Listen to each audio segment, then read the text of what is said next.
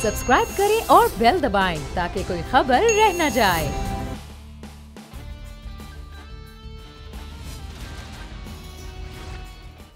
अस्सलामुअलैकुम। The special report with Mudassar Iqbal के साथ हाजिर खिदमत है। नाज़रीन, इस वक्त पॉलिटिकल सिचुएशन की जानिब देखा जाए तो एक नई पार्टी का वजूद हो गया है। पुरानी पार्टीज़ इस वक्त उनके लिए जो बैटल फील्ड है वो पंजाब नज़र आ रही है। पाकिस्तान मुस्लिम लीग एक्टिव है। इस्तेहकाम पाकिस्तान पार्टी का क़याम हो गया। जरदारी साहब के लाहौर में डेरे और धड़ाधड़ वहाँ पर शमूलियत हो रही है और ख़ुद हुक्मरान जमात पाकिस्तान मुस्लिम नून जो पंजाब में पहले एक मजबूत जमात के तौर पर है वो भी इस वक्त इंतखाबी मुहिम की जानिब जाती नज़र आ रही है। और इंतखाबी मुहिम के लिए तमाम जमातें इस वक्त प्लानिंग कर रही हैं। तो क्या वाकई ये साल इलेक्शन ईयर है या फिर पार्लियामान मुद्दत ख़त्म करने के बाद को केयर टेकर सेटअप KPK और पंजाब की तरह अपनी मुद्दत से ज़ायद होगा? आज इन सवालों के हवाले से बात भी करेंगे। सीनियर तजज़ियाकार सहाफ़ी हमारे साथ मौजूद हैं, मुजाहिद बरेलवी साहब। बहुत शुक्रिया सर आपके वक्त का। मुजाहिद बरेलवी साहब, इलेक्शन ईयर है 2023, तो असम्बली की मुद्दत पूरी होती और इलेक्शन होते सर नज़र आ रहे हैं जिस तरह से एक्टिव तमाम सियासी जमातें हैं इस वक्त। आप जिस यकीन से बल्कि तयक्कुन से ये कह रहे हैं कि इलेक्शन ईयर है और आपको होते हुए नजर आ रहे हैं, तो मेरे ज़राए या बेशतर ज़राए ये कहते हैं कि सॉरी टू से अभी मैं देख रहा था, बल्कि एक बड़े चौधरीयों के घराने के तर्जुमान कह रहे थे, फिर मियाँ जावेद लतीफ़ कह रहे थे, मेरे ख्याल 3-4 जगह थे उनके हलकों में और हमारे ज़राए में कि हम नहीं समझते कि मौजूदा सूरत हाल में मौजूदा सूरत हाल में या कि आपने एक पार्टी के हाथ पैर बांध के उसे एरिना से बाहर फेंक दिया है। हज़ारों लोग इस वक्त उनके नज़रबंद हैं और वो बहरहाल ये भी कहा जाता है, मैं नाम नहीं लूँगा, कि उनकी मकबूलियत भी कम नहीं हुई है। दूसरे जो अपोजिशन की पार्टियाँ जिस तरह बिखरी हुई हैं वो भी आपको इल्म है। मैं नहीं समझता कि इन हालात में अक्टूबर में इलेक्शन होने जा रहे हैं। अब आप पूछेंगे अगर इलेक्शन नहीं होंगे तो फिर क्या होगा? मैं बहुत ज़्यादा दावा नहीं करता कि मैं बहुत करीब हूँ पावर कॉरिडोर से, लेकिन मेरा ये ख्याल है कि 14 अगस्त को जब असम्बलियाँ तहलील हो जाएंगी तो इसके शवाहिद मिल रहे हैं कि कोई इंट्रीम सेटअप कोई वो उसकी मुद्दत 1 साल भी हो सकती है, 2 साल भी हो सकती है और एक नुमाइंदा बन सकता है। क्योंकि जो हालात हैं सिविल मिलिट्री इस्टेब्लिशमेंट को जो फेस करना पड़ा है आपको इल्म है 9 मई के बाद, अब तक वो उन चीज़ें काबू में नहीं आई हैं। मसलन याद ना उस पार्टी को कालदम करार दिया गया है, ना अभी तक उन लोगों को कोर्टों के जरिए सजाएं हुई हैं। तो सारा चीज प्रोसेस में बहुत सारे सवाल जवाब नहीं है। लेकिन मुजाहिद साहब जिस तरह से पार्टी वो टूट गई है, पाकिस्तान तहरीक इंसाफ, नई एक पार्टी का क़याम भी हो गया है, PDM के पास हुकूमत भी, पार भी, तमाम तर चीज़ें हैं, मुकदमात भी पाकिस्तान तहरीक इंसाफ के जो बचे कुचे लोग हैं उन पर चल रहे हैं, तो ऐसे असना में तो सूट नहीं करते इंतखाबात होना? इस्तेहकाम पार्टी भी बताइए, और चौधरी तो कहीं कौंसल इलेक्ट नहीं हो सकता। बाकी लोग जो जीते, कियानी या फला या अलीम खान के, आपको पता है किसके नाम पे जीते हैं। बदकिस्मती से हमारी पॉलिटिकल पार्टियां, मैं बहुत डिटेल में नहीं जाऊंगा, लिमिटेड कंपनियां हैं, ना इनके कन्वेंशन होते हैं, ना इनके काउंसलर होते हैं, ना इनके इलेक्शन होते हैं, ओवरनाइट वो रिजॉल्व कर देते हैं, इलेक्टेबल पे डिपेंड करते हैं ये लोग। तो मैं नहीं समझता कि शरीफ पार्टी आपके सामने है। जरदारी साहब को आपको पता है सिंध ठीक ठाक है इनका, लेकिन जो पंजाब जो सबसे बड़ा सूबा है जहाँ 60% सीटें हैं वहाँ गैर यकीनी की सूरत हाल है।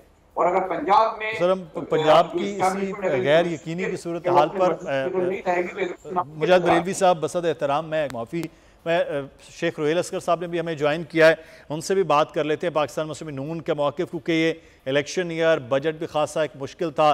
तो रोहेल असगर साहब, मुद्दत पूरी होते हुए और इस साल में इलेक्शन सर वो होंगे नज़र आ रहे हैं, बार बार ये कहा जा रहा है कि अभी सूरत हाल मुल्क की ऐसी नहीं है कि इलेक्शन हो ना हो, क्या हो? मैं आपको एक गुजारिश करूँ, पहली बात तो ये है कि मेरी जो बात होगी ना वो मेरी अपनी सोच हो सकती है जी। आप उसको इत्तेफाक नहीं कर सकेंगे, वो आपकी अपनी एक स्वाबदीद है। मैं आपसे मजबूर तो नहीं करूंगा कि आप मेरी बात बिल्कुल सर, आप हम तो चाहते हैं हर बंदे की बात अलग है और उसका एहतराम है। सर मैं ये अर्ज करूँ आपको, मुझे तो आज तक ये समझ नहीं आई, मैं पिछले 30 सालों से इस मैदान में हूँ, इलेक्शन लड़ा हूँ, मुझे कभी आज तक ये समझ नहीं आई कि इलेक्शन क्या हर बात की रेमेडी इलेक्शन है? क्या आप समझते हैं कि इस वक्त जो हालात हैं, मुल्की हालात हैं, उनको दुरुस्त करना जरूरी है या इलेक्शन कराना जरूरी है? बड़ी अजीब सी सूरत हाल बन जाती है बस। और दूसरी बात एक और मैं ये आपसे करूँ कि बहुत जल्दी करते हम फैसला कर रहे हैं, रुकिए जरा, अभी वक्त है, जब वक्त आएगा तो फिर आपको भी पता चल जाएगा, मुझे भी पता चल जाएगा कि अगर फर्ज कीजिए मैं फर्ज करता हूँ, फर्ज कीजिए अगर इलेक्शन अपने वक्त पे नहीं होते तो इलेक्शन आगे करना पड़ता है, देखना पड़ेगा दलील क्या है। अगर तो आम आदमी उस दलील से इत्तेफाक करेगा तो फिर तो मेरे ख्याल में बिल्कुल मुनासिब है, और अगर उस दलील से आम आदमी बात नहीं करेगा तो मेरे ख्याल में फिर उस वक्त के हुक्मरानों को सोचना पड़ेगा बड़े सीरियसली। तो इसलिए मेरे ख्याल में ये बिफोर टाइम हमने इसको शुरू कर दिया और मौका नहीं है। सर अभी तो देखें 12 तक तो आपकी पार्लियामान की मुद्दत है जिसके आप भी मेंबर हैं, तो सर आप आइन की हमेशा बात करते हैं कि अगर आइन को प्रिवेल करना है तो फिर तो मुद्दत तक असम्बली ने जाना है और उसके बाद एक केयर टेकर सेटअप है, उसका इलेक्शन है। आप लोग अगर पार्लियामान में जाएंगे तो ही मुल्क को आगे बढ़ाया जा सकता है ना। देखिए मैं आपसे गुजारिश करूँ, पार्लियामान और आइन बिल्कुल आपस में जुड़े हैं जी, और ये आइन ही आपको इजाजत देता है अगर ऐसे हालात हों मुल्क के जिसमें आप राह पे खड़े हैं कि आपको मुल्क को दुरुस्त करना है, तो आपको आइन ही इजाजत देता है कि आप इसको प्रोलॉन्ग कर सकते हैं और उसके लिए आपको असेंबली से इजाजत लेनी पड़ती है। तो मेरे ख्याल में कुछ बहुत सारी चीजें जिनको आप इंतजार करेंगे, इंतजार करने के बाद आपके सामने आएंगी। सही है, तो जब आप सामने आएंगी तो खुल जाएगा सारा कुछ। मुजाहिद बरेलवी साहब, सर वो कह रहे हैं कि वक्त और इंतजार हो सकता है, मुल्क को ठीक करना हो तो असेंबली से इजाजत हो सकती है, वक्त से पहले हम डिस्कशन कर रहे हैं। मुजाहिद बरेलवी साहब। शेख साहब एक तो अभी देखें वो जो मैं आपसे बात कर रहा था, बड़े सीनियर सीजनड आदमी हैं और मेरी इनसे बड़ी नियाजमंदी रही है और आपने और मैंने कहा ये वो शेख साहब जो है नवाज शरीफ साहब के खास सीनियर सीजनड और बड़े बैलेंस्ड आदमी है। तो आपने देखा होगा कि वो जैसे सियासत के सहाफत के तालिब इल्म की बात को वो आगे बढ़ा रहे थे बिल्कुल, और मैं जरा इशारों किनारों में कह रहा था कि हालात नहीं है, उन्होंने वादे कर दिया कि जी कैसे होंगे इलेक्शन इन हालात में, और वो उनको यानी हो सकता है सियासी तनाजुर में भी देख रहे हो और माशी तनाजुर में भी देख रहे हो, लेकिन बजट तो पेश कर दिया गया है, पैसा कहाँ से आएगा? डॉलर 300 रुपए पे पहुंच चुका है। IMF ने अगर कॉल नहीं की है तो वो कुछ नहीं कह रहा। महंगाई का क्या हाल है, लॉ एंड ऑर्डर का क्या हाल है, और लॉ एंड ऑर्डर ऐसी वैसी नहीं फेल हो गई थी पंजाब की गवर्नमेंट। रोहित साहब एग्री करेंगे कि ऐसा लग रहा था कि कोई ये नहीं ना इदारा ना कोई एजेंसी ना कुछ, सब काम अगर फौज से ही कराना है तो फौज को क्यों, सॉरी मिलिट्री एस्टेब्लिशमेंट से कराना है तो फिर वो आपको क्यों ला के बिठा दें भाई?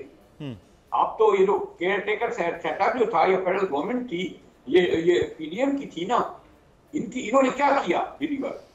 इनको तो क्या ये समझ रहे हैं कि इनको थाली में रखकर करार दे दिया जाएगा अगले 5 साल तक?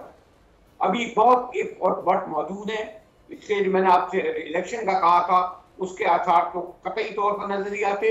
दूसरा जो मैंने बहुत ही मोहतात अल्फाज में कहा था, मुझे एक निगरान नहीं इंटरीम वक्ती सेटअप जो 1 साल से 2 साल तक लगता है, नुमाइंदा होगा मिलिट्री सिविलियन एस्टेब्लिशमेंट के ऊपर आता नजर आ रहा है सूबों में और वफाक में। तो सर 2 सूबों में तो ऑलरेडी एक इंटरिम सा सेटअप है, तो इतना तवील सेटअप सियासी केयर टेकर है, तो सॉरी इसको ठीक कहते हैं, वो केयर टेकर है, निगरान है, वो एक आईनी। सही। अच्छा मुजाहिद साहब आप ये बात करें तो फिर ये सर सियासी हलचल क्यों? एक तरफ से मरियम साहबा जलसे कर रही हैं, उधर से जरदारी साहब वहाँ पर बैठे हुए लोगों की शमूलियत हो रही है, काफ लीग जो है वो अपनी एक्टिविटी में लगी है, एक नई पार्टी इस्तेहकाम पाकिस्तान पार्टी बन गई है। तो सर ये एक्टिविटीज़ फिर क्यों हो रही हैं कि जो हम आप या जिसकी बात खुद जो है वो शेख साहब भी कर गए, तो फिर ये इलेक्शन दूर है तो ये इतनी जल्दी एक्टिविटीज़ तेज़ी में क्यों चल रहे हैं? एक्टिविटी तो इसलिए हो रही है ना कि रिप्लेस कर रहे हैं एक पार्टी को। मैंने नहीं पता कि आप किस हद तक मुझे इजाजत देंगे कि मैं एक जमाने में जिस तरीके से पुराने जमाने में हमारी खवातीन नाम लिया करती थी अपने शोहरों का तो मैं भी इस बात का ख्याल रख रहा हूँ कि आप जो है आप रिप्लेस कर रहे हैं एक ऐसी पार्टी को जो एक रियलिटी है, तो उसके लिए सब एक्टिविटीज हो रही है, सब अपनी कोशिश कर रहे हैं। उसके लिए ये किंग पार्टी और बना दी गई है। जरा इनके ओहदेदार भी आज आप देख लीजिए, अपने मेरे ख्याल में डिस्ट्रिक्ट से ज्यादा तो इनकी पहुंच नहीं होगी। इनमें से चारों आज तक पाकिस्तान या कराची नहीं आए होंगे। ये कियानी और चौधरी और अलीम खान और ये लोग कभी बलूचिस्तान और केपी नहीं गए होंगे। पंजाब के भी 4 डिस्ट्रिक्ट ज्यादा नहीं गए होंगे। ये पार्टी है जो मुल्क में आइंदा हुकूमत संभालेगी। या फिर शरीफों की जो पंजाब में है, हाँ, पीपल्स पार्टी इसको एंजॉय पूरे तौर पर कर रही है। उसको दोनों सूरतों में फायदा है क्योंकि उनकी पॉलिसी उस मैच्योर पॉलिटिकल पार्टी की तरफ वजह से है जो बहुत मार खा चुकी है और वो मार खाने के लिए तैयार नहीं है। वो पावर शेयर चाहते हैं। सिंध में एब्सोल्यूट पावर है उनके पास, फेडरल में पावर शेयर चाहते हैं। बलूचिस्तान में अब उनका मैखाने बड़ी हद तक अब अमल दखल बढ़ गया है।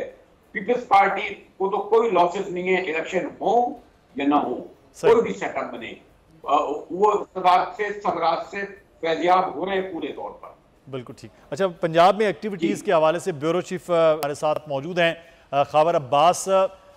पाकिस्तान पीपल्स पार्टी में कुछ शमूलियतें बड़ी तेज़ हो रही हैं। बिलावल जो आसिफ अली जरदारी साहब हैं उनके डेरे पंजाब में क्या सिचुएशन है? लोग बड़ा धड़ाधड़ शामिल हो रहे हैं। किस सतह के कितने ताकतवर लोग हैं जो पीपल्स पार्टी में शामिल हो रहे हैं? ख़ावर बिल्कुल मुदस्सिर साहब, आसिफ अली जरदारी साहब जिन्हें मुफाहमत का बादशाह कहा जाता है, गुज़श्ता तकरीबन 1 हफ्ते से उन्होंने पड़ाव डाला हुआ है इधर लाहौर में और बिलावल हाउस के अंदर बड़ी मुलाकातों का सिलसिला जारी है। क्योंकि एक जानिब पंजाब की बदलती हुई सूरत हाल के अंदर इस्तेकाम पाकिस्तान पार्टी ने अपना क़याम किया है और उसमें जितने भी पंजाब के बड़े आप देखते हैं कि रेक्टेबल्स खानदान है या जो ऐसे लोग जो तरीके इंसाफ को छोड़कर गए थे वो उसमें शामिल हो रहे थे। दूसरी जानिब उसमें जो एक अहम चीज़ है, जो गुज़श्ता ज़िमनी इंतखाबात जिन लोगों ने तहरीक इंसाफ छोड़ के मुस्लिम लीग नून के टिकट से लड़े जी, वो भी जो है इस में पाकिस्तान पार्टी में शामिल हो गए। तो इस सारी सूरत हाल में अब पाकिस्तान पीपल्स पार्टी जो है वो अपनी जवाबी हिकमत अमली तैयार कर रही है, जिसमें उन्होंने अभी तक जनूबी पंजाब और सेंट्रल पंजाब में बड़े खानदानों के साथ राब्ते किए हैं। ऐसे अफराद जो कि गुज़श्ता पहले बड़े ओहदों पर सियासी बड़ी जगहों पर रह चुके हैं, उनके जो नौजवान हैं, जो उनकी आइंदा नस्ल है नौजवानों की, उन्हें पीपल्स पार्टी में शामिल करने के लिए अपना होमवर्क कर रहे हैं।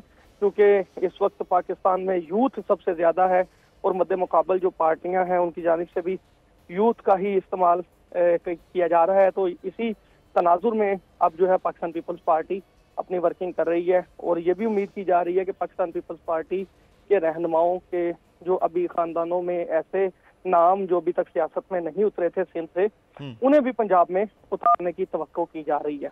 आज इस तक में पाकिस्तान पार्टी के जो चीफ पैटर्न हैं जागीर तरीन साहब, उन्होंने भी अपने ट्वीट के जरिए से अपनी पार्टी के उहदेदारों का ऐलान किया है। अब्दुल अलीम खान साहब को सदर बनाया गया है और आमिर कियानी साहब जो कि पहले अपनी जमात के अंदर भी जो है वो सेक्रेटरी की हैसियत में मौजूद थे, यहाँ पर भी उन्हें जनरल सेक्रेटरी बना दिया गया है। जबकि ओन चौधरी जो है वो एडिशनल सेक्रेटरी जनरल है। अब जो है वो एक्टिविटी है पंजाब में पाकिस्तान पीपल्स पार्टी खासी मुतहर्रिक वहाँ पर नज़र आ रही है। देखते हैं कि इलेक्शन के मामलात और पार्टियों की पोजीशन किस तरह से होती है। बहुत शुक्रिया ख़ावर अब्बास हमारे साहब का भी और मुजाहिद बरेलवी साहब आपका भी शुक्रिया अदा करते हैं। ब्रेक लेते हैं, ब्रेक के बाद वापस आएंगे और फिर बात होगी कि कराची में जिस तूफ़ान की साहिली पट्टी पर बात हो रही है उसकी सिचुएशन क्या है।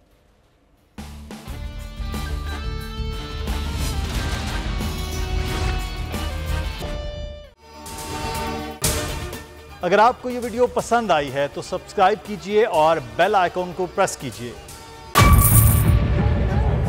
बजट 2023-24 की सबसे बड़ी ट्रांसमिशन बोल एक मर्तबा फिर सबसे आगे।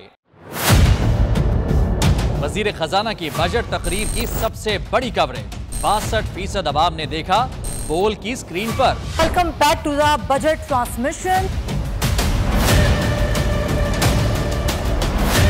सबसे बड़े पैनलिस्ट और रिपोर्टर्स की बड़ी टीम ने बजट के लम्हे लम्हे की अपडेट से किया बाखबर अपनी आवाम को। गुजरात रज़ाक में यूँ कह रहा हूँ कि एक तरफ ये ख्वाहिश है कि लोगों को रिलीफ दी जाए, क्योंकि इलेक्शन सर पर है, तो कोई ऐसा बजट है जो पॉपुलिस्ट हो। क्योंकि बोल रखता है खबर के हर पहलू पर नजर, बोल है सबसे आगे सबसे पहले। सब्सक्राइब करें और बेल दबाएं ताकि कोई खबर रह न जाए।